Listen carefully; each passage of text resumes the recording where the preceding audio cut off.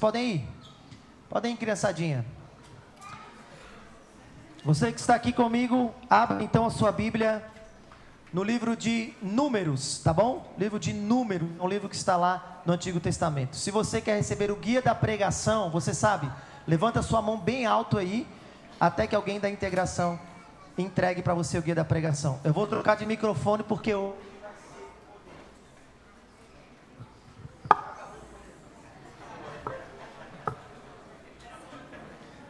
Ei, o poder acabou, voltou. Amém? Vocês estão me ouvindo aí, gente? Estão me ouvindo? Beleza.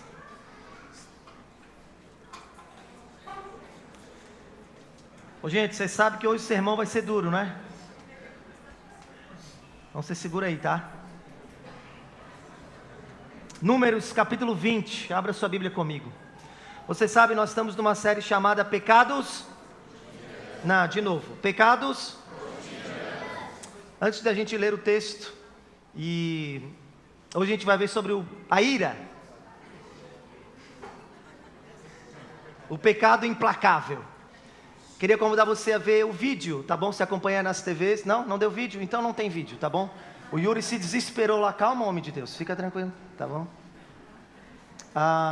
Ira, o pecado implacável. A gente tem visto, a gente encerra essa série hoje, tá bom? A gente encerra essa série hoje. A gente viu pecados que nos tentam no nosso dia a dia. Pecados que estão no nosso cotidiano. Eu espero que você tenha sido abençoado aí por essa série, tá? E hoje a gente vai ver esse pecado. Como toda a série, não é apenas informação para a sua cabeça, para a minha. Precisam ser verdades que têm que nos conduzir ao arrependimento e também uma luta para que a gente possa glorificar Deus no nosso dia a dia. A gente tem dito isso, a fé cristã não é feita de eventos, mas é feita de uma vida diante da face de Deus. Tá bom? É fácil, tranquilo ser crente no domingo aqui agora.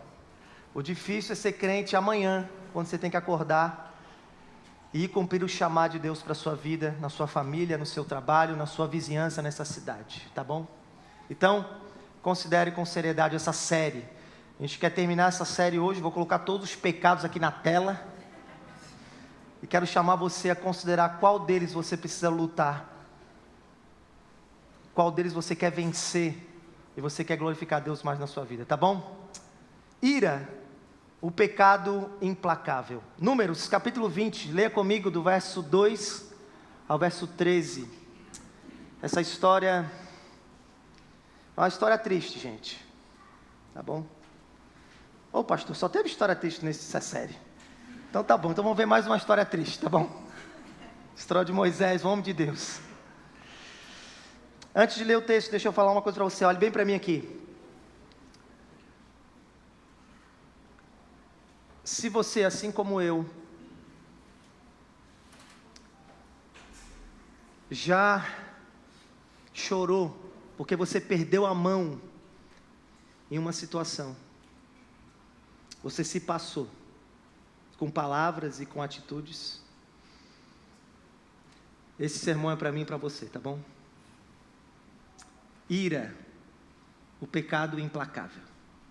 Diz assim o texto da palavra de Deus: não havia água para o povo. Então se ajuntaram contra Moisés e contra Arão. E o povo discutiu com Moisés, dizendo: antes tivéssemos morrido quando os nossos irmãos morreram diante do Senhor. Por que vocês trouxeram a congregação do Senhor a este deserto para morrermos aqui, nós e os nossos animais? E por que vocês nos tiraram do Egito para nos trazer a este lugar horrível, onde não há cereal, figo, vinha, romã, nem água para beber? Então, Moisés e Arão saíram da presença do povo e foram para a porta da tenda do encontro e se lançaram sobre o seu rosto, e a glória do Senhor lhes apareceu. E o Senhor disse a Moisés: pegue o seu bordão e ajunte o povo, você e Arão e o seu irmão, e diante do povo, falem a rocha, e ela dará a sua água. Assim vocês tirarão a água da rocha e darão de beber à congregação e aos animais. Então Moisés pegou o bordão que estava diante do Senhor, como este lhe havia ordenado. Moisés e Arão reuniram o povo sim, diante da rocha. Então Moisés lhe disse: agora escutem, rebeldes. Será que teremos que fazer com que saia água dessa rocha para vocês? Moisés então levantou a mão e feriu a rocha 2 vezes com o seu bordão. E saíram muitas águas, e a congregação e os seus animais beberam. Mas o Senhor disse a Moisés e Arão: por que vocês não creram em mim? Para me santificarem diante dos filhos de Israel? Vocês não farão entrar este povo na terra que lhes dei. São estas as águas de Meribá, porque os filhos de Israel discutiram com o Senhor, e o Senhor se santificou neles. Ira, o pecado implacável.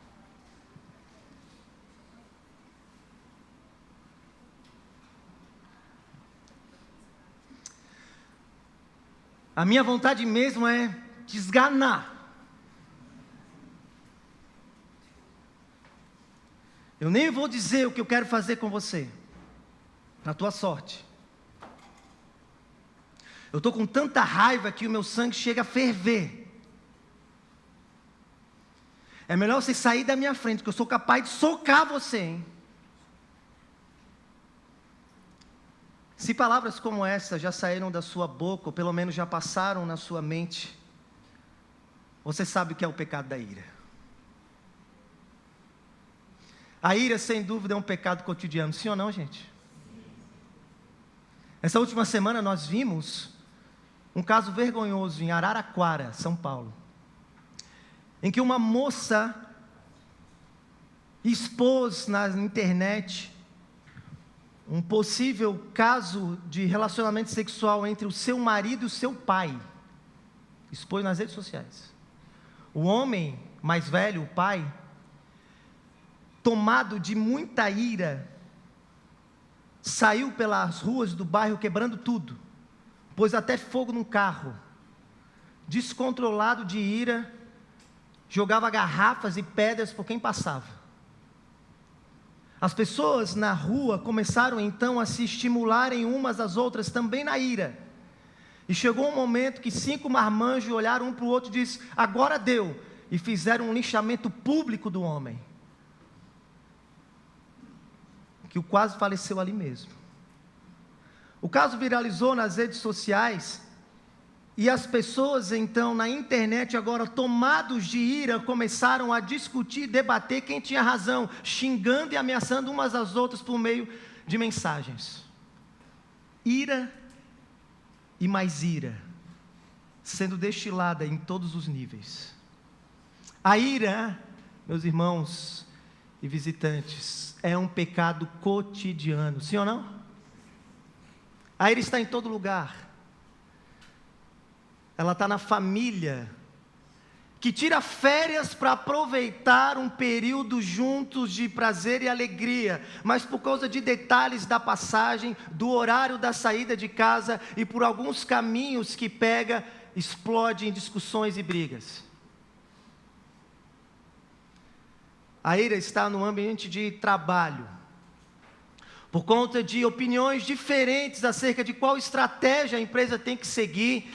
Pessoas começam a gritar umas com as outras, passando dos limites, levando tudo para um nível baixo.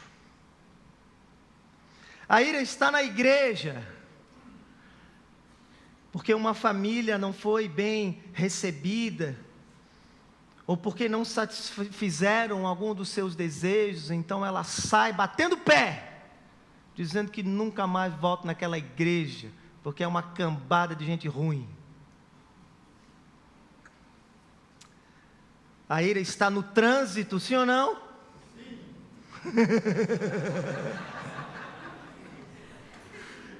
Porque você se atrasou por sua culpa. E tem um turista bem na sua frente, não está comprometido com a sua reunião, ele está comprometido em ver a paisagem de Floripa. E parece que de maneira proposital os anjos mandaram todos os turistas durante o seu percurso. A ira, gente, é um pecado cotidiano. A ira pode ser conceituada como o descontrole emocional de raiva, de ódio, que nos leva a sermos violentos, seja em palavras ou em atitudes, por causa do nosso ego ferido e por causa da nossa falta de confiança em Deus. Essa é a ira. Sem dúvidas, a ira não é apenas um pecado cotidiano, a ira foi o pecado de Moisés. Eu quero que você entenda uma coisa importante agora, você precisa prestar atenção nisso. A vaidade, o orgulho, foi o pecado que fez Satanás cair da presença de Deus. A inveja foi o pecado de Caim, que matou o seu irmão e fez ele cair diante da face de Deus e vagar pelo mundo. A luxúria foi o pecado de Davi, que fez ele cair do seu reinado. Mas entenda agora e presta atenção. Foi a ira que fez Moisés ficar prostrado no deserto e fez tropeçar o mais importante líder do povo de Deus.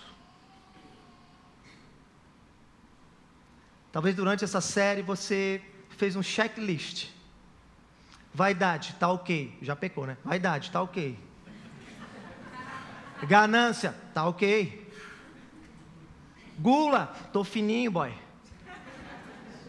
Racismo, não, tô tranquilo. Preguiça, tu não sabe quanto eu trabalho, pastor. Luxúria, tranquilo. Estou exagerando, obviamente, né? Porque se você der cheque em tudo, você já deveria ter sido arrebatado para os céus, né? Mas o meu ponto é dizer para você que mesmo os principais e mais homens e mulheres piedosas não estão imunes ao pecado da ira. A ira é sorrateira. A ira, nós vamos ver, é o mais difícil pecado para nós. E a gente vai ver por que disso. Você sabe, o livro de Números foi escrito pelo próprio Moisés. E ele escreveu esse livro para nos dizer como foram os 40 anos de peregrinação no deserto, desde quando Israel saiu do Egito e estava indo para Canaã, atual Palestina. O que aconteceu nesse deserto? Você sabe, Moisés não era apenas um líder estratégico que estava responsável em liderar estrategicamente a nação diante dos desafios do deserto. Moisés era o grande sumo sacerdote, ele havia sido comissionado para ser um representante de Deus diante de Israel. Essa era a função principal dele. Ser uma manifestação, uma epifania do próprio Deus para Israel. E Moisés levou esse chamado com muita seriedade, não é? Moisés foi incólume em tudo que ele fez. Qual foi o problema de Moisés? Ira. E eu quero que você entenda uma coisa: o pecado da ira é tão grave, e a gente precisa considerar com seriedade o pecado da ira, porque é o pecado da ira que faz você tropeçar e te fazer prostrado no meio do caminho. De maneira incrível, foi por causa desse pecado que Moisés não entrou na terra prometida. É para acabar, não é, gente? Eu não sei como você se sente diante desse texto, mas para mim me dá um embrulho no estômago. Pensar que não foi a luxúria que tirou Moisés do caminho. Não foi a ganância que tirou Moisés do caminho. Não foi a inveja que tirou Moisés do caminho. O que fez Moisés cair na jornada foi o pecado da ira. O pecado implacável. De maneira surpreendente, Moisés escreveu essa passagem. Você não acha isso incrível? Você teria coragem de colocar num livro para todo mundo ler seus pecados? Isso aqui foi tão impactante para Moisés que ele quis que nós soubéssemos o que fez ele tropeçar. Eu quero mostrar para vocês o porquê o pecado da ira é tão difícil. E como nós precisamos considerar, e a gente fecha essa série. E vamos falar do Natal, né, gente? Porque daí de pecado tá bom, né? Então, a ideia central desse sermão é o seguinte: o Evangelho de Cristo Jesus, o nosso perfeito mediador, dissipa a ira do nosso coração ao nos dar um novo e verdadeiro senso de justiça. O Evangelho de Cristo, o nosso perfeito mediador, dissipa a ira do nosso coração, porque Ele nos dá um novo e verdadeiro senso da justiça de Deus. Sabe por que caímos no pecado da ira? Eu já vou te antecipar. Nos achamos muito justos. Porque o pecado da ira anda de mãos dadas com o pecado da vaidade. Ser dominado pela ira, na verdade, é você estar algemado a um lunático que acabou de sair da clínica psiquiátrica. Você teria coragem? É isso que a ira faz, nos arrasta para a loucura. O que Moisés queria que a gente visse sobre o pecado da ira? Primeiro, no verso 12 ao verso 5, a gente vê que o problema do pecado da ira é que ele é o pecado justificado. Ele é o pecado com razão. Esse é o problema. Segundo, do verso 6 ao verso 11, a gente vai ver que o problema do pecado da ira é que ele é o pecado do descontrole. A ira nos cega. Cega. É entrar num quarto escuro, brincando de guerra de travesseiro. Você já fez isso? O que você faz quando você está brigando de guerra de travesseiro no quarto escuro? Você sai dando paulada sem saber em quem, não é? E o problema é que nesse meio do caminho você pode machucar as pessoas. Em terceiro lugar, verso 12 e 13, o problema do pecado da ira é que ele é o pecado envergonhado. No final, só você que passa vergonha. Sim ou não, gente? Considere o pecado da ira, porque ele é o pecado com razão, justificado. Ele é o pecado descontrolado, ele te cega. E ele é o pecado envergonhado. No fim da história, é só você que vai estar chorando arrependido e tendo que catar os cacos que você quebrou. Você me ouviu? E depois não adianta chorar. Às vezes adianta, um pouquinho. Tá bom? Vamos ver então. Primeiro, por que o pecado da ira é um pecado difícil e problemático? Primeiro, porque ele é o pecado justificado. Olha o verso 2 em diante. Começa o texto, Moisés nos conta que tudo aconteceu porque novamente faltou água. A falta de água e comida no deserto é um problema, não é? E sempre foi um problema para Israel. E mais uma vez está faltando água. E diz então que o povo começa a reclamar e murmurar, mas você precisa lembrar que essa aqui não é a primeira vez que eles passam por essa situação. Isso aqui já aconteceu diversas vezes. Ao final dessa sessão, nós sabemos que isso aqui aconteceu no 40º ano. Moisés estava com Israel 40 anos do deserto, lidando com esse povo. Nós sabemos que foi após 40 anos que Israel entrou na terra prometida, ou seja, Moisés está a alguns passos da terra. Você está me entendendo?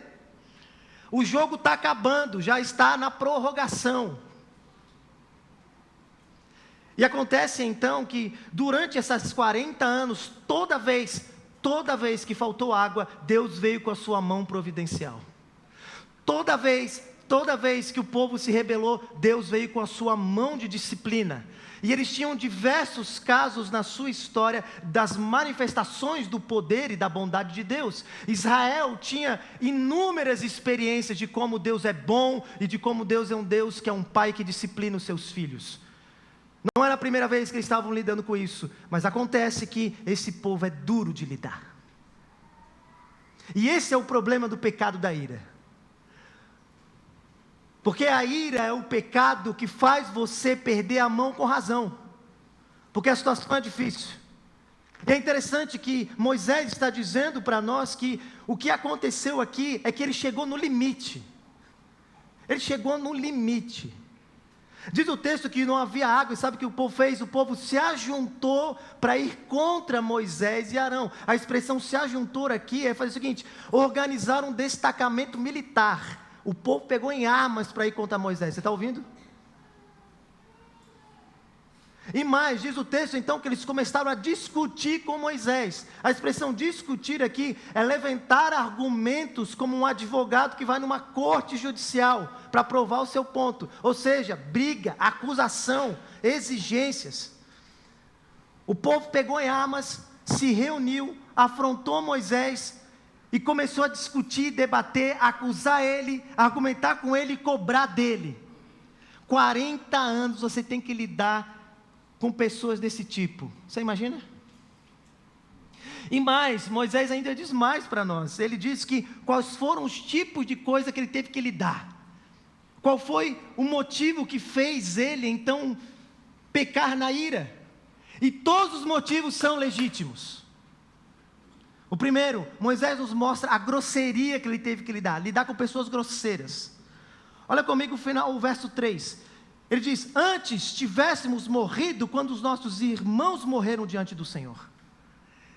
Os comentaristas dizem que eles estão se referindo ao capítulo 16. E é assustador o que aconteceu no capítulo 16. Foi a rebelião dos filhos de Corá. Corá era uma família que reuniu 250 líderes influentes de Israel. E eles se levantaram para derrubar Moisés da liderança. Então, Moisés se prostra diante de Deus, e Deus diz: não, faz o seguinte, divide o povo, aqueles que querem ficar contigo e aqueles que querem ficar com Corá. E sabe o que acontece? Deus vem com a sua mão de justiça, a terra abre, e eles são tragados ali mesmo, e vão parar no inferno, instantaneamente. E agora presta atenção, o que o povo está dizendo para Moisés é o seguinte: nós preferíamos estar no inferno com os nossos irmãos, do que estar aqui com você, nessa desgraça de deserto. Você já teve que lidar com pessoas grosseiras? Pessoas ríspidas? Pessoas que não medem palavras para te ofender? Mas, eu falei que ia ser difícil, hein, gente? Verso 4 diz que não apenas tem que lidar com pessoas grosseiras, ele tem que lidar agora com pessoas incrédulas. E eles então começam a perguntar: por que vocês trouxeram a gente para cá? Como é que é, boy? Como é que é, galera? Nós estamos 40 anos aqui, eu escrevi 5 livros para vocês. Toda vez que nós celebramos festa, toda vez que nós cultuamos a Deus, eu explico para vocês o que nós estamos fazendo aqui. E vocês estão me perguntando: o que nós estamos fazendo aqui? Não, vocês estão brincando, né? Vocês não cursaram a escola, vocês têm algum problema cognitivo, o que é? Você já teve que lidar com pessoas incrédulas? Você fala e ela não acredita? Você explica e ela não entende? Você reitera? Mesmo depois de 40 anos, o povo ainda está questionando o que Moisés está fazendo, o que Deus está fazendo. Haja paciência, não é? Você tem que lidar com uma pessoa que 40 anos parece que não entra. Não entra. Você já falou coisa do tipo: eu tenho que desenhar para você, é isso? É lidar com gente como esse tipo. Não apenas lidar com gente grosseira, lidar com gente incrédula. O pior agora, hein? Eu acho que é o pior. Você tem que lidar com gente obstinada. Já lidou com gente obstinada? Olha comigo, o verso 5. E por que vocês nos tiraram do Egito? Cadê as romãs, os figos, as vinhas, a água? Não sei se você já falou coisa como essa, mas se eu fosse mais, eu falo assim: ó, não me fala mais do Egito, pelo amor de Deus, eu não aguento mais. É 40 anos, vocês não esqueceram do Egito ainda, meu Deus do céu.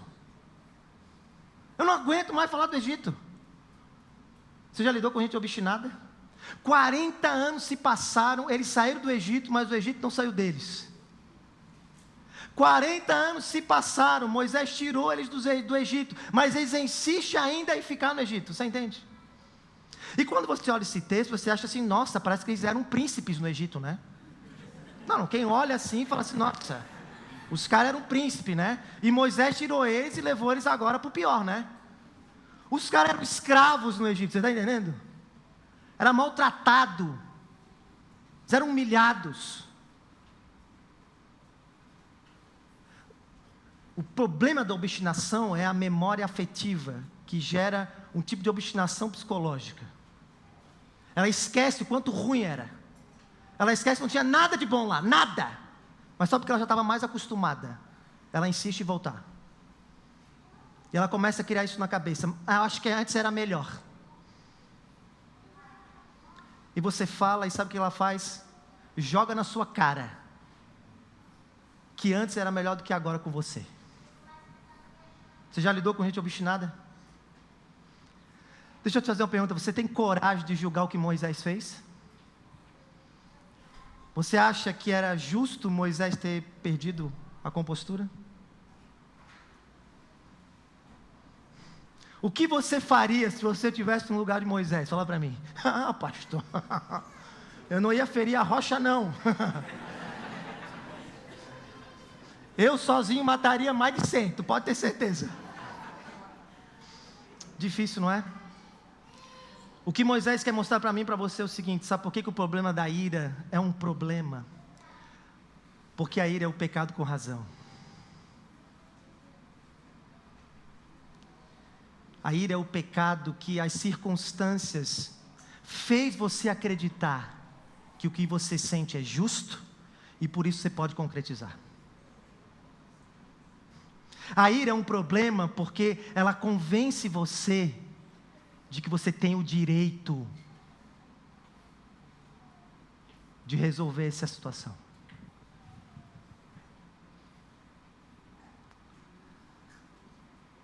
É duro, hein, gente? O pecado da ira é o pecado justificado. Mas eu quero que você entenda uma coisa. É óbvio que nós nos colocamos no lugar de Moisés. É óbvio que eu e você, olhando para isso, disse, não, cara, eu não tenho, Moisés, tem que ter compaixão de Moisés, cara, eu faria a mesma coisa, não, cara, vamos aliviar para o lado de Moisés, cara, mas sabe o que é incrível? Deus não livrou a barra de Moisés. Nós podemos justificar Moisés, mas Deus não justificou, porque o que Deus está dizendo para Moisés, e que Moisés está falando para nós, Deus jamais justificará o pecado. Você está me ouvindo? Não importa as circunstâncias, não importa as pessoas ao redor de você, não importa o que fizeram contra você, você não tem o direito, porque nunca o pecado terá direito. Você me ouviu? E o problema do pecado da ira é que a ira nos faz convencer que nós temos toda a razão. Todos nós vimos o ano passado, na maior premiação do mundo, o Oscar, quando Will Smith perdeu o controle e pecou no pecado da ira. Chris Rock estava brincando com todo mundo na plateia, até que ele chega na sua esposa, Jada Smith. Então Will se levanta, tomado pela ira, e agride em rede mundial o comediante. Depois ele contou que nos bastidores, no intervalo do programa, Denzel Washington, que ao que parece é um crente, o exortou. Ele disse, tome cuidado, as maiores investidas do diabo é nos convencer que temos toda a razão. Se Moisés ouvisse Denzel Washington, ele diria, esse homem sabe o que está dizendo. O problema do pecado da ira é nos convencer que nós temos toda a razão. E o problema do pecado da ira é que ele é fácil de se justificar e por isso difícil de se arrepender. Você me ouviu? O problema da ira é que é fácil de justificar o que você fez e por isso difícil de se arrepender. É fácil você identificar a ira e dizer, eu me perdi, mas é difícil você dizer, eu errei. Não devia ter feito isso, não devia ter falado isso, por mais que eu tinha toda a razão, eu me perdi. É o marido que empurra a mulher contra a parede. E depois se justifica dizendo: ela me tirou do sério, pastor. É a mulher que trai o esposo de raiva com o chefe do trabalho. E depois diz: eu cansei de viver com banana em casa.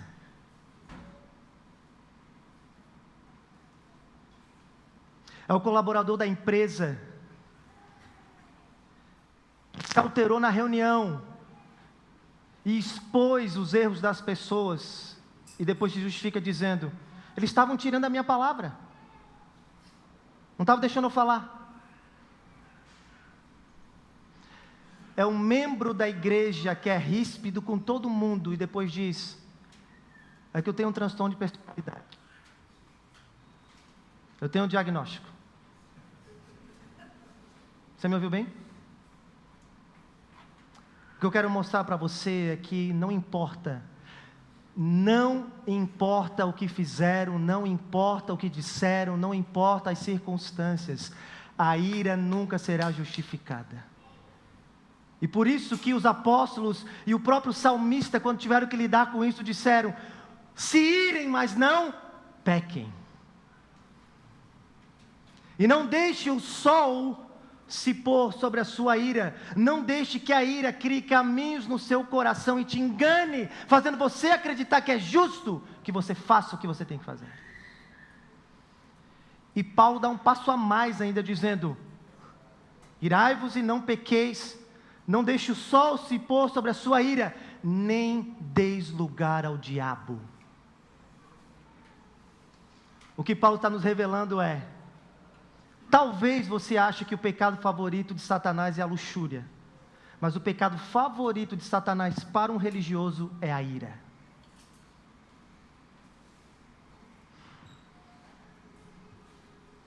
John Piper tem um sermão para casais, e o título do sermão é: não vá para a cama com o diabo. E eu acho esse título muito bizarro. Você iria dormir com o diabo? Então ele diz: então antes de você dormir, perdoe seu cônjuge e faça as pazes com ele, porque senão você estará dando lugar ao diabo na sua cama. Eu quase posso ver o óculos vindo assim, ó, turn down for what?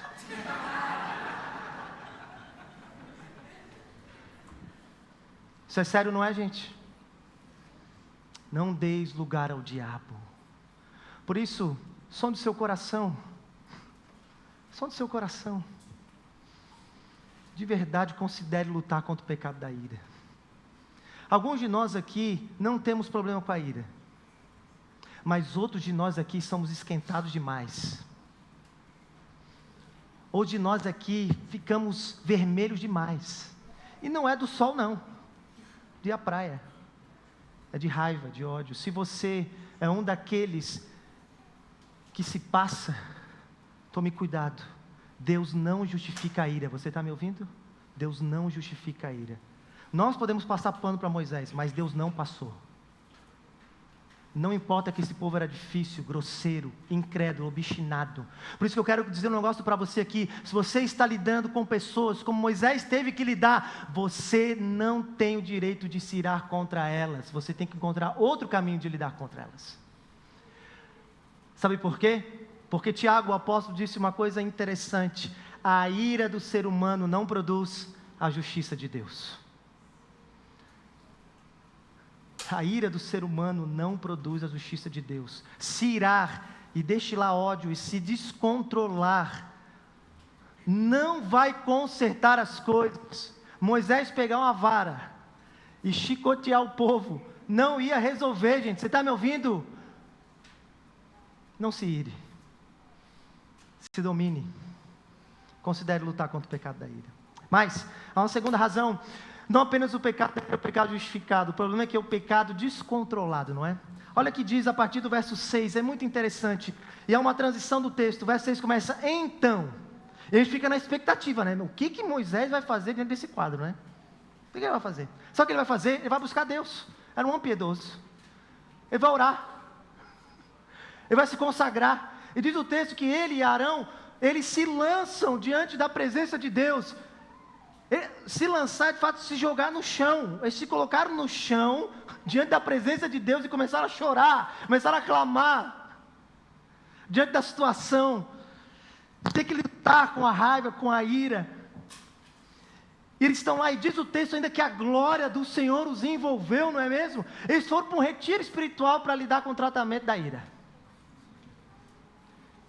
Tema do retiro, ira, vamos escrever. Foram. Um final de semana, coisa linda. E eles cantando, né? Cantando ao Senhor, ao único que é digno, glória de Jesus. E a glória de Jesus, a glória de Deus veio e envolveu eles. Eles falaram, não, agora eu estou bem, pô. Estou tranquilo. E Deus se revela a eles dizendo, olha, façam o seguinte, se levantem, ajuntem um povo, pegue o seu bordão, o cajado que acompanhou Moisés e que era um instrumento de manifestação do poder de Deus, o mesmo cajado que abriu o mar vermelho, e falem a rocha, falem a pedra. Você consegue imaginar Moisés falando? Depois de um retiro espiritual? Depois de um culto abençoado?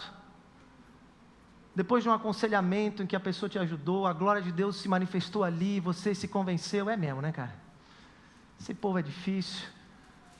Vou tratar da maneira como Deus disse que tem que ser tratado. Até que você está diante da pessoa, não é? O que eles fazem?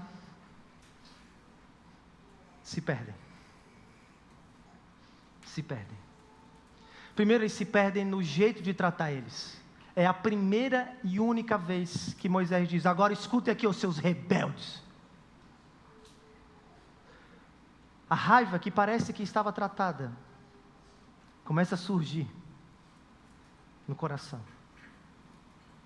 Depois de falar com raiva, Moisés age com violência. Ele pega a vara, e a expressão feriu ali, não pense que é como Harry Potter. Tchan. Eliotas, não sei o que, eu esqueci o nome do Harry Potter lá, não sei o que. Não, pô. Ele segurou com força e depositou todo o seu ódio naquela vara e deu na pedra. 2 vezes. Você já jogou coisa na parede?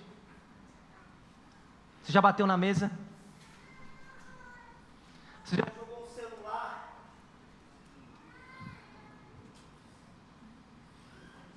No chão? Para não falar em alguém?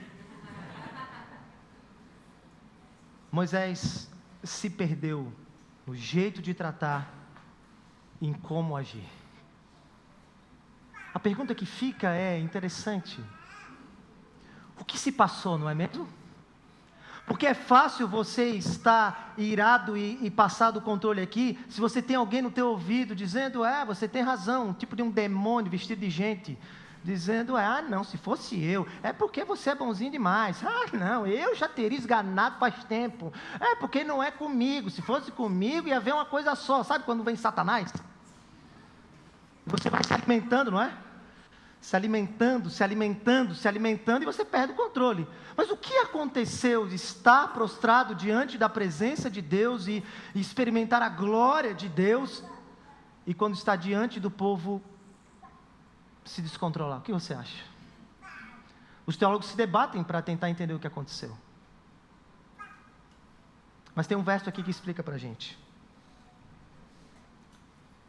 Olha comigo então, o verso 10. O que aconteceu, sabe qual foi? Não é que Moisés perdeu razão. Ele nunca teve razão. Olha o verso 10. Moisés e Arão reuniram o povo diante da rocha. Então Moisés disse, agora escutem, rebeldes, será que teremos de fazer com que saia água desta rocha para vocês? É bem sutil, mas no hebraico Moisés está dizendo o seguinte, por que vocês estão aqui me cobrando de eu dar água para vocês? Sabe qual foi o problema de Moisés? Ele se colocou no lugar de Deus. Sabe qual foi o problema de Moisés? Ele achou que o problema era contra ele. Sabe qual foi o problema de Moisés? Ele esqueceu que ele não era o fim, ele era apenas um meio para apontar para um fim. E o que Moisés está dizendo para mim e para você é o seguinte: não é que o pecado da ira é porque você tinha razão e você só perdeu a mão no jeito. Escute o que eu estou te dizendo. O problema não é porque você tinha razão e você perdeu a mão no jeito, não é isso. Você nunca teve razão se você pecou contra a ira, porque no fundo você sempre acreditou que era contra você. E o que fez você se irar foi porque no fundo você não estava preocupado com a glória e o zelo de Deus, mas simplesmente com o seu ego e o seu orgulho. Você levou para o pessoal, você está entendendo? Olha comigo a diferença entre Jesus e Moisés. Um dia Jesus também se irou e não pecou.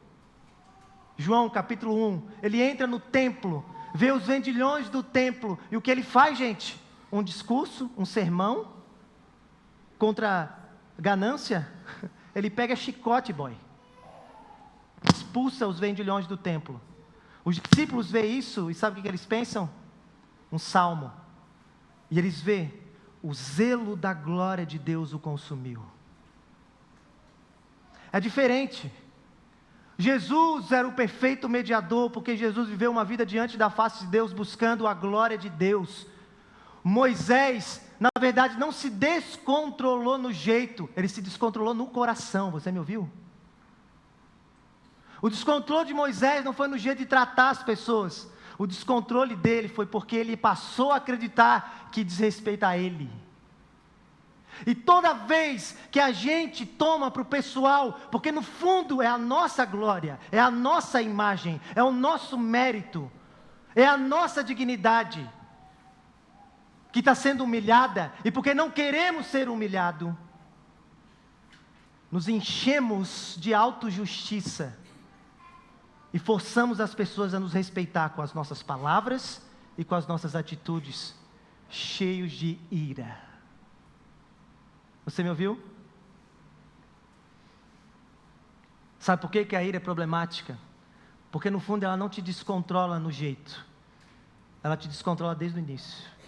O fruto é podre porque a raiz já era podre. É como se a ira, na verdade, criasse um cavalo de Troia e manda direto para nós. Você conhece a história do cavalo de Troia? Quando os gregos quiseram invadir a fortaleza, a muralha dos troianos, o que eles fizeram? Mandaram um presente muito digno de ser aceito. Mas nem eles sabiam, nem imaginavam que dentro do presente havia o pior inimigo que derrubou a cidade. Assim é a ira, que manda para o nosso coração o senso de justiça, que a nossa dignidade precisa ser defendida, que a nossa honra precisa ser defendida. Mas nós nem imaginamos que lá dentro é só o inimigo para derrubar a cidade do nosso coração. Eu quero que você saiba que o pecado da ira é difícil, sabe por quê? Porque a vingança, que é defender a sua honra pecaminosa, se transveste de justiça e um zelo pela glória de Deus. E por isso ela é perigosa, facilmente enganável. Você sabe que a ira te domina quando no fundo você não aceita ser humilhado. Porque se você não aceita ser humilhado, é porque você não reconhece, ou que você não aceita que as pessoas não lhe dêem dignidade. A pergunta que fica é: qual é o problema de ser humilhado? Qual é o problema de ser destratado? Eu te pergunto, qual é o problema das pessoas não te tratarem bem? Sabe qual é? É porque achamos que somos muito dignos e merecemos ser tratados bem. Você está vendo que a vaidade caminha de mão dadas com a ira? E sabe qual é o problema? A vaidade nos algema, a lunática ira, e ela nos segue e nos arrasta, e por isso a gente perde a mão. Por isso que eu quero falar com você aqui, que tem um senso de justiça muito apurado. Você é criterioso, Você é uma pessoa analítica. Você é aquele tipo de pessoa que vive investigando as coisas. A sua mente não para. Tome muito cuidado. Você pode se achar muito justo, mas sem perceber, é simplesmente uma pessoa irascível, que não admite que as coisas saiam do jeito que você acha que deve ser. É por isso que você vive caindo no pecado da ira, porque no fundo, você não admite que as coisas não sejam tratadas da dignidade que você acha que merece. Deixa eu fazer um contraste com Cristo Jesus. Você acha que Jesus era mais digno do que você?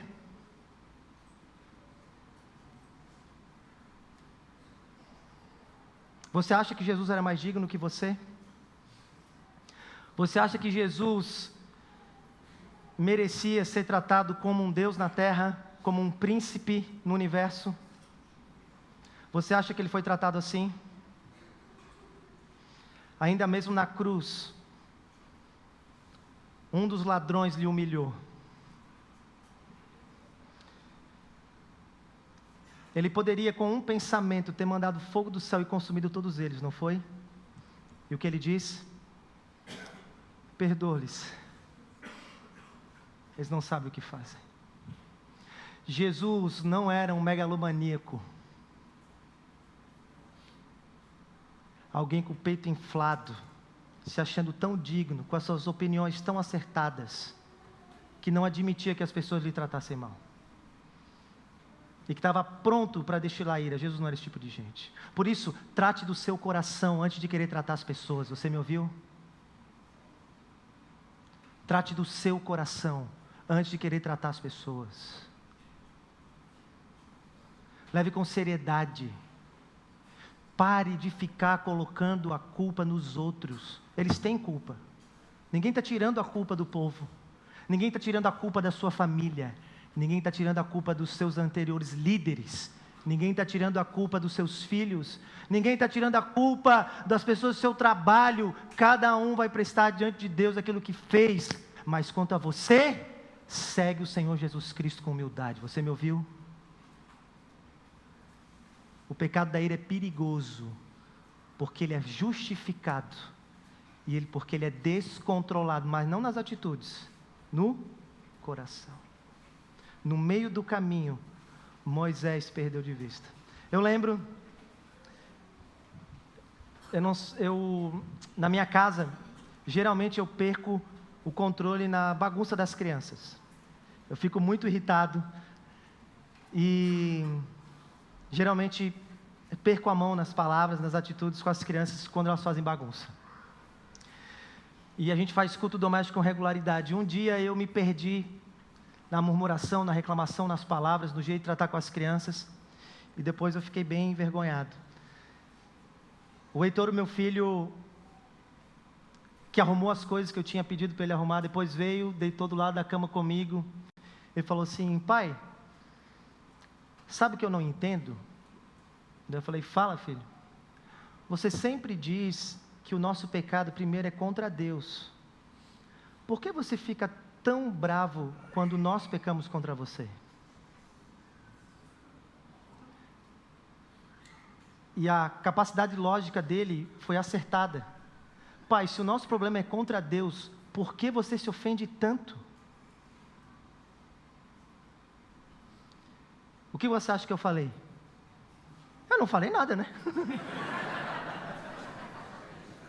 Eu só tive que chorar e pedir perdão para Deus e pedir perdão para os meus filhos. Você entendeu o que eu quis dizer? Nós pecamos na ira porque nós levamos para o pessoal. Nós pecamos na ira porque no fundo nós acreditamos que diz respeito a nós, que nós deveríamos ter sido reconhecidos, que nós merecíamos ter sido tratados diferente. Pecamos na ira porque nós estamos certos que as pessoas deveriam ter nos ouvido. Esse é o problema. O problema está no coração. Enquanto não tratar o coração, não será tratado o pecado da ira. Você me ouviu? E sabe o que é o pior? Se você não tratar, essa é a minha última aplicação nesse ponto. Se você não tratar o seu coração, eu quero que você entenda, o mundo não vai mudar. Você me ouviu? Você está casado há quanto tempo? Eu imagino que ainda não é 40 anos.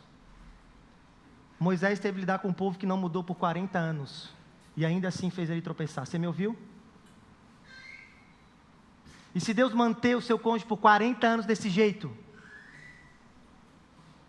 E se Deus nunca te deu o trabalho que você acha que merecia? E 40 anos você ficar vagando? E se Deus não te der o filho que você tanto quer? E você ter que enfrentar 40 anos de diagnósticos negativos? Você está me ouvindo? Trate o seu coração. E se por 40 anos os meus filhos não forem organizados? E se o Heitor e a Helena forem adultos bagunceiros? Eu pensei nisso esses dias. Eu chegar na casa dos meus filhos e a casa tiver uma bagunça e eles tiverem 40 anos. Hã? Não importa.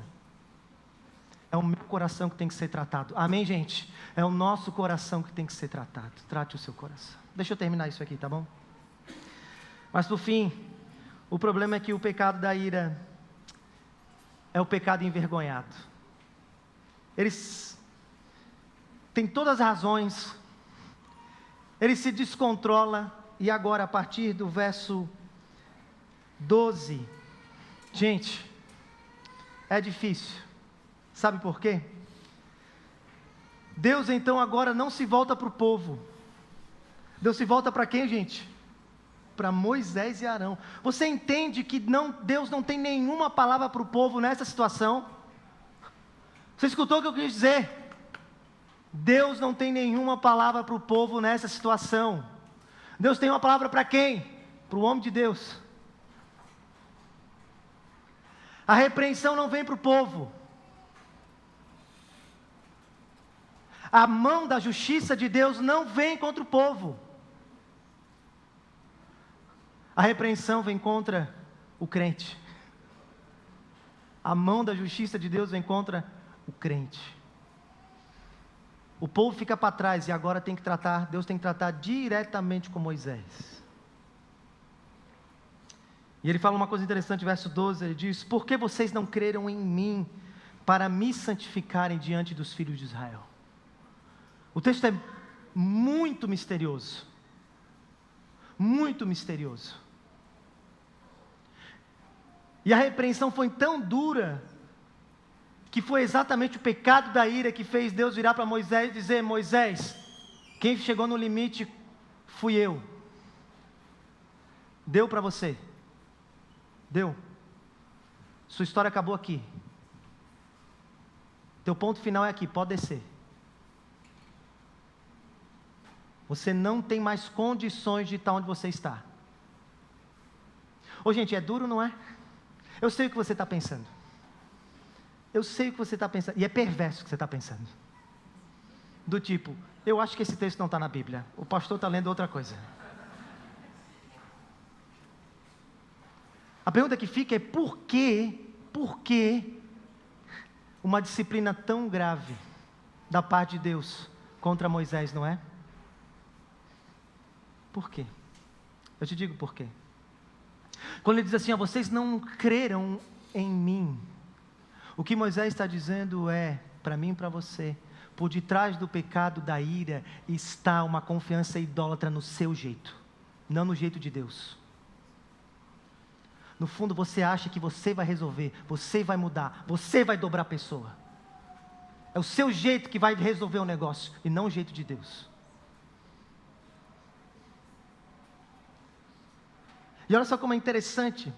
Enquanto justiça é consertar a ordem de Deus que foi quebrada, vingança é quebrar aquele que te ofendeu.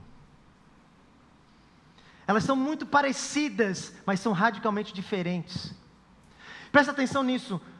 Se Moisés tivesse crido em Deus e tratado com o povo da maneira de Deus, falando a pedra, seria mais uma oportunidade para o povo ver o poder sobrenatural de Deus, que é Deus que está agindo, que é Deus que está providenciando, para que a fé de um povo incrédulo surgisse, para que o coração duro de um povo se quebrantasse, mas como Moisés quis fazer do seu jeito, com vingança, só para humilhá-los, não teve efeito nenhum. Talvez só aumentou ainda mais a incredulidade do povo, e no final, quem passou vergonha? Moisés. O texto não diz, mas se eu fosse do povo, eu diria, olha lá, ó Moisés, olha, descontrolado, olha. Olha lá.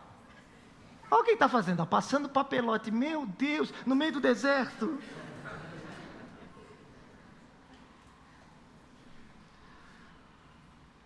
Por que vocês não creram em mim? Porque no fundo você acha que é o seu jeito. Você acha que você é Deus agora nessa parada. Você acha que se você falar com as palavras que você falar, vai ter um resultado que é uma coisa. Você acha que se você pegar a vara e bater, você acha que se você dar um tapa, se você fizer, a pessoa vai, agora entendi, meu Deus. É incredulidade, você está ouvindo? É falta de confiança em Deus. É vergonhoso, você está ouvindo que é vergonhoso? O homem que acabou de sair da presença de Deus e ter um experimento da glória de Deus passando vergonha, porque esqueceu de uma coisa simples, mas poderosa. Não a nós, Senhor, não a nós, mas ao teu nome a glória devida. Segundo, o texto ainda diz que foi vergonhoso, vocês não creram em mim para me santificar. A palavra kadosh aqui é uma fiel representatividade. Representar fielmente. E olha só como é interessante isso agora, olha só como é interessante.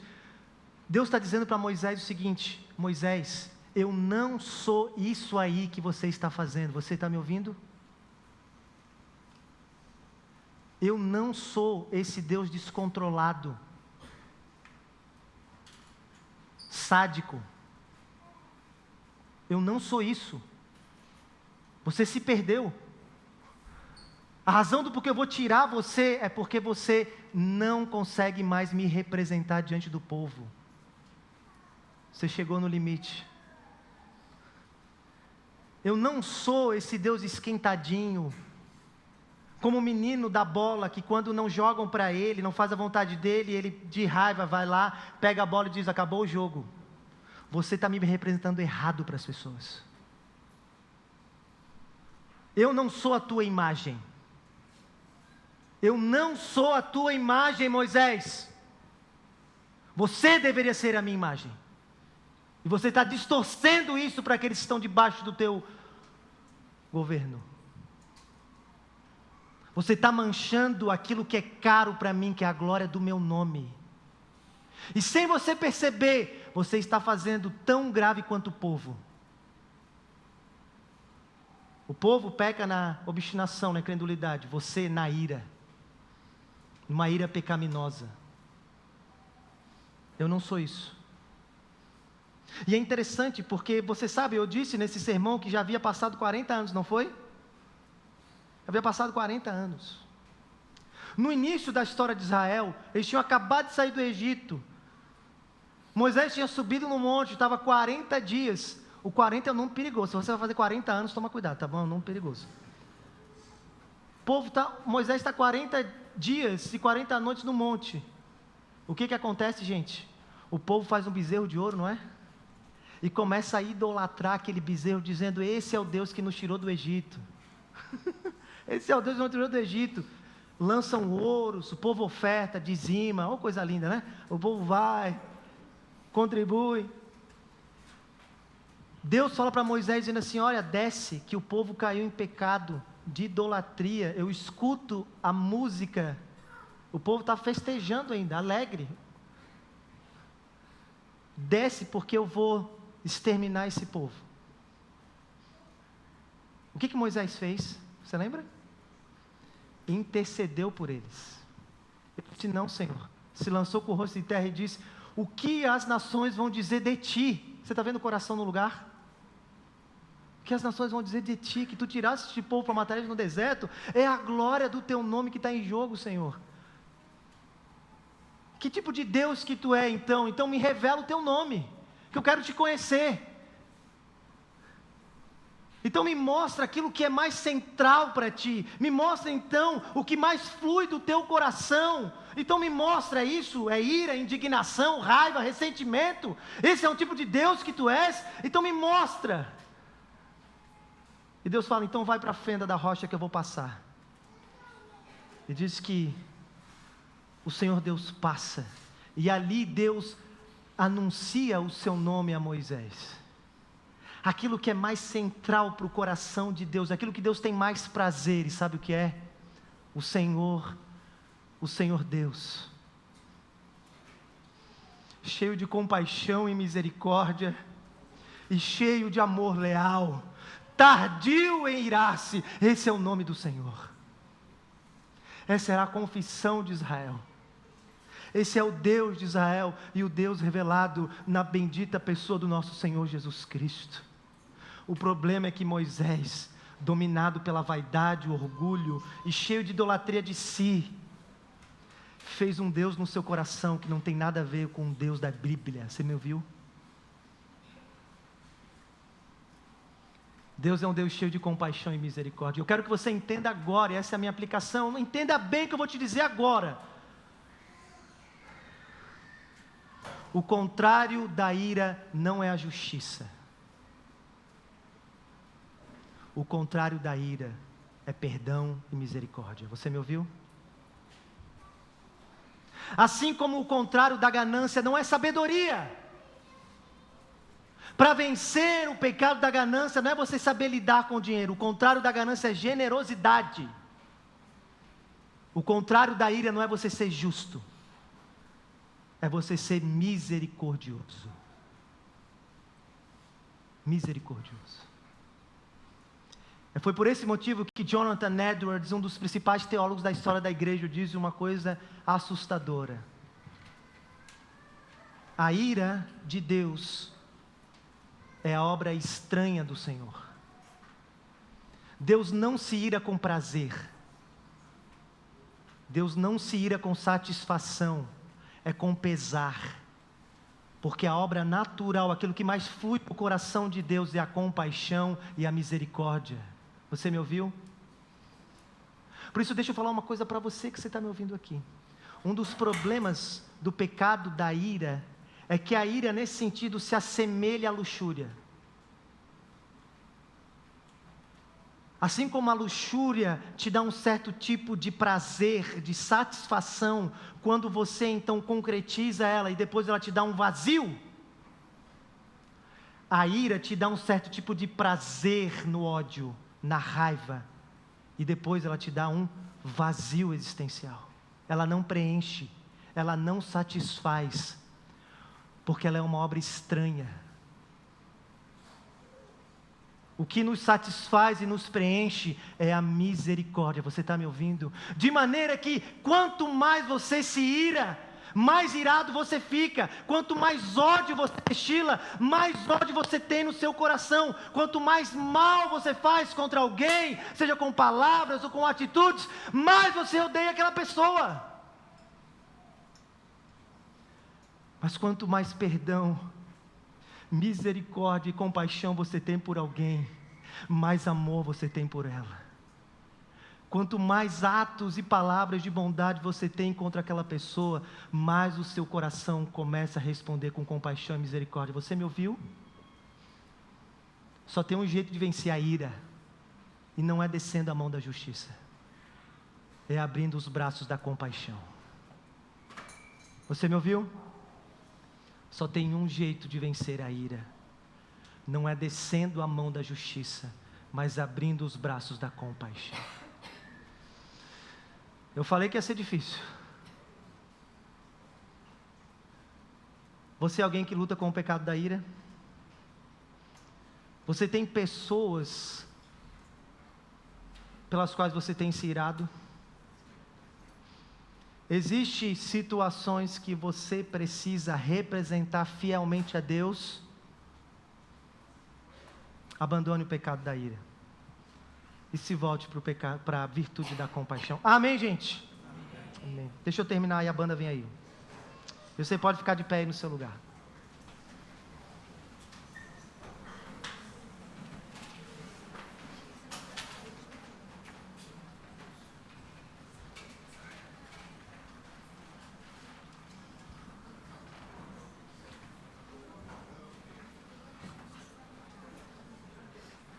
Ô, gente, eu não sei o que aconteceu, mas enquanto esse sermão pregava, foi uma loucura, né, cara?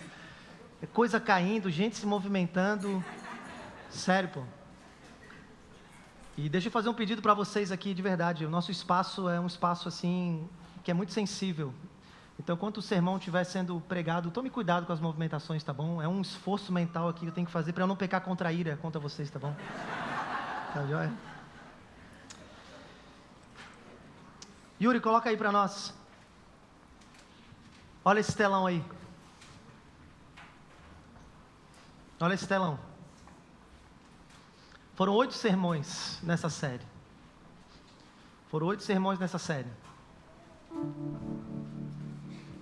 Eu queria que você escolhesse 2. Ô, pastor, só 2? Tá bom, 2.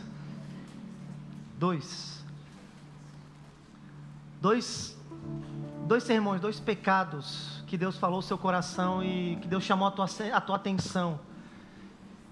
E que você precisa dizer para o Senhor nessa encerramento da série, dizendo: Deus, eu preciso lutar com isso e com isso. Que você quer confessar diante de Deus.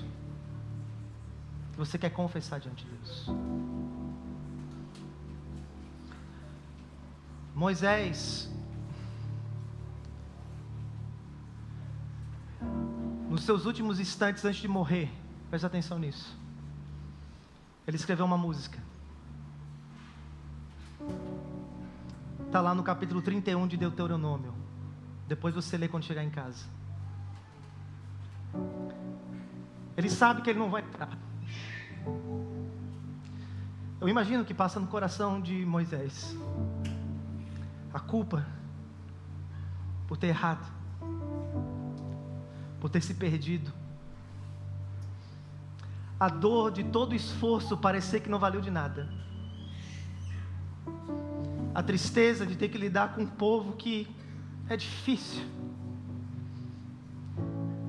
e que tinha tudo para ser uma glória para as nações, mas que tem um coração obstinado e duro. Moisés está lidando com tudo isso, gente. Ele está no alto do monte, olhando para a terra, sabendo que não vai entrar. Ele escreve uma música. E sabe o que ele diz nessa música? Por inúmeras vezes ele diz: o Senhor Yahvé é a rocha, meus irmãos. O Senhor é a rocha. E com isso Moisés está dizendo 2 coisas. O nosso problema sempre foi com a rocha. O nosso problema sempre foi contra ele. O nosso problema sempre foi se endurecer diante dessa rocha, reclamar diante dessa rocha, murmurar diante dessa rocha, questionar essa rocha. Por isso que aquele lugar foi chamado de Massá e Meribá, a reclamação e o questionamento. O nosso problema sempre foi contra a rocha. O Senhor é a rocha, amados irmãos. Mas em segundo lugar, Moisés também disse que o Senhor é a rocha, porque apesar dos nossos problemas e pecados, ela sempre se abriu de maneira graciosa para nos sustentar, vez após vez, quando nós não merecemos. E é por essa razão que Paulo, virando para a igreja aos Coríntios, uma igreja obstinada, ele disse: amados irmãos, se hoje ouvires a voz do Senhor, não endureça o coração, como os israelitas fizeram no deserto, ferindo a rocha, porque eles estavam bebendo da mesma água que nós, porque Cristo é a rocha que foi ferida na cruz. Ele é a provisão de Deus para nós. Deus desceu a vara de justiça e juízo e rachou Jesus ao meio com a sua ira. Ele entrou naquela cidade chorando por causa de um povo infiel. E foi para o madeiro, na cruz, ser disciplinado, para que o seu sangue jorrasse e perdão fosse concedido a nós. E Deus não nos tratasse como nós merecíamos. Amados irmãos, Cristo Jesus é a rocha. Ele é a rocha. O nosso problema é com Ele. O seu problema não é com a sua família. O seu problema não é com o seu cônjuge. O seu problema não é com o pessoal do seu trabalho. O seu problema não é com as pessoas que passaram na sua vida. O seu problema continua ainda a ser a rocha. Mas você pode olhar para Jesus nessa manhã. A rocha ferida em seu favor. E dela sai provisão para toda a eternidade. Amém? Você precisa considerar 2 pecados.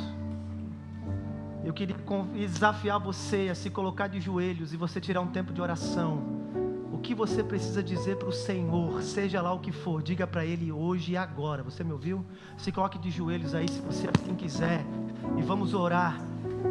E confesse para Deus o que você precisa confessar. Deus quer ouvir a sua oração, meu irmão, não a minha. Deus quer ouvir a sua oração, não a minha. Pega a sua voz e coloque diante de Deus a sua súplica. E peça perdão. E lance diante do Senhor.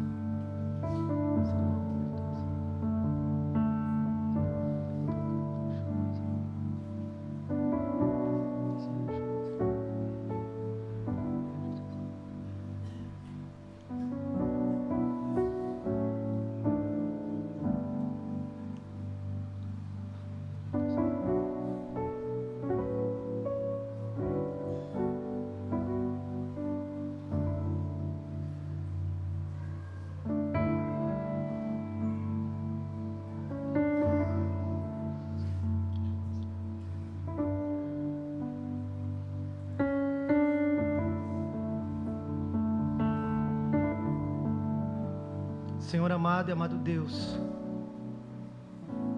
estamos aqui prostrados diante da Tua presença, porque é o lugar, Senhor, que Tu nos chamas para estar diante dessa série, ó Deus.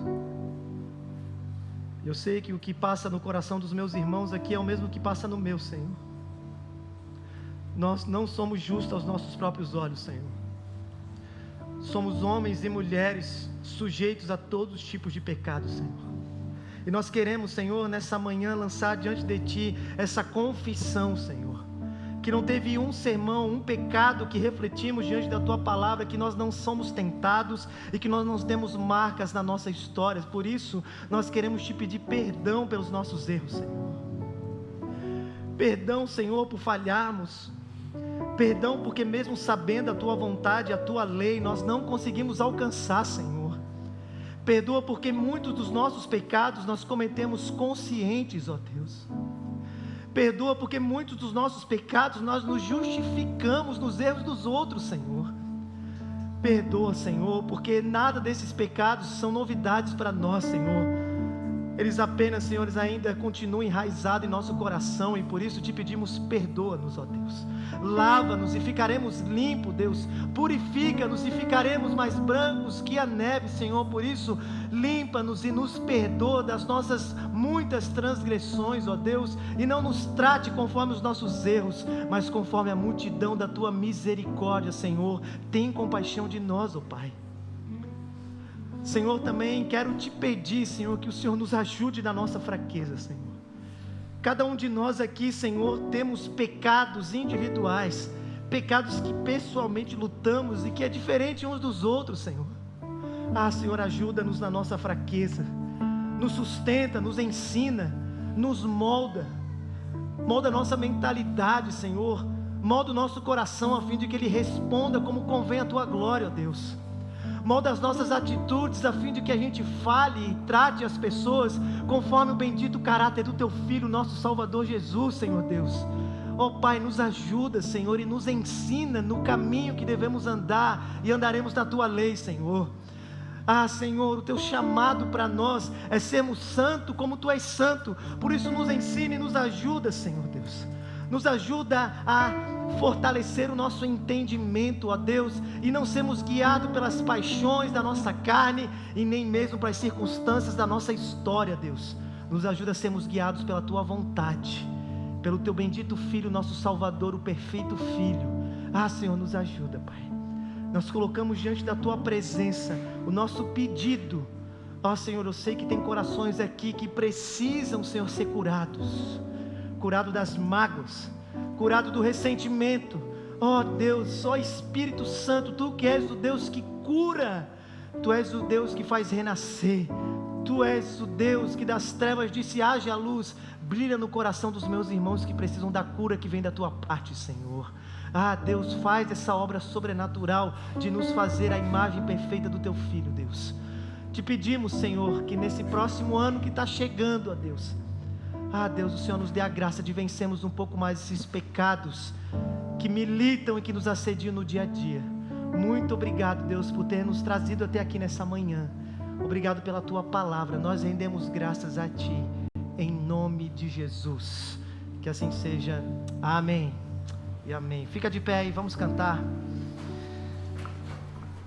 a obra de Cristo na cruz. Feche seus olhos onde você está. Feche seus olhos aí. Feche seus olhos e responda ao Senhor esse sermão com essa canção de todo o seu coração. E adore esse Deus. Ele não tinha qualquer beleza ou majestade para nos atrair. Nada havia em sua aparência para o desejarmos,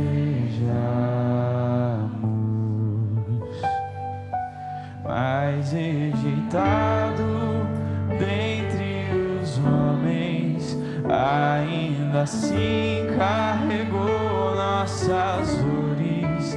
O seu castigo nos traz paz, e a esperança não se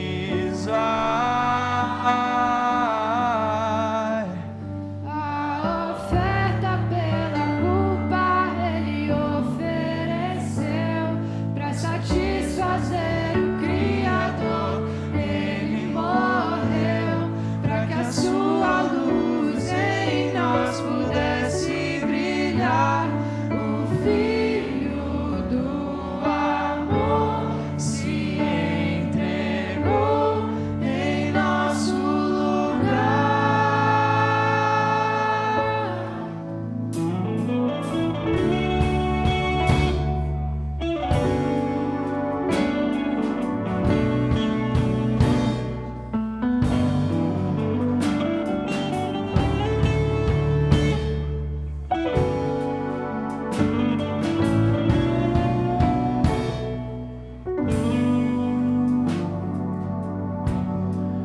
mais rejeitado dentre os homens, ainda assim carregou nossas dores. O seu castigo nos traz paz, com o seu coração, e a esperança não se esvai.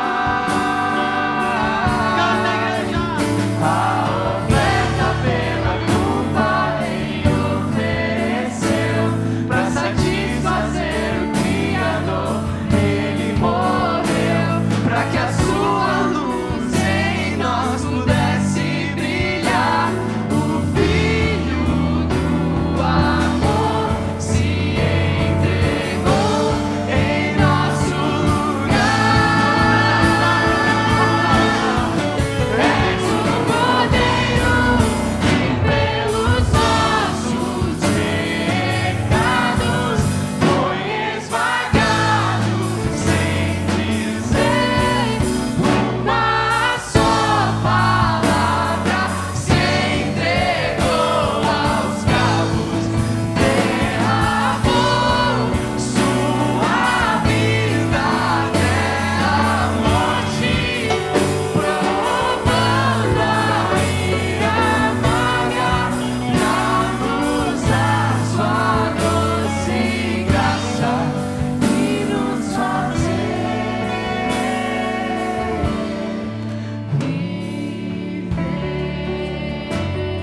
Aleluia.